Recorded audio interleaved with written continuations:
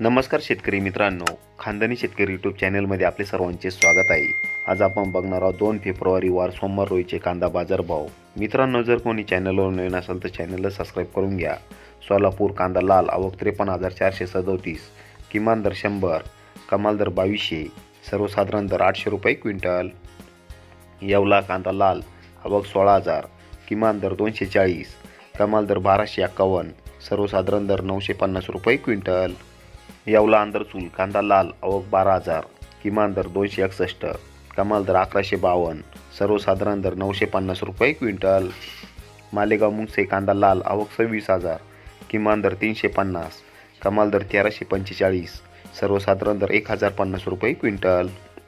देवळा कांदा लाल आवक 7,760, किमान दर 150, कमाल दर 1300, सर्वसाधारण दर 1075 रुपये क्विंटल.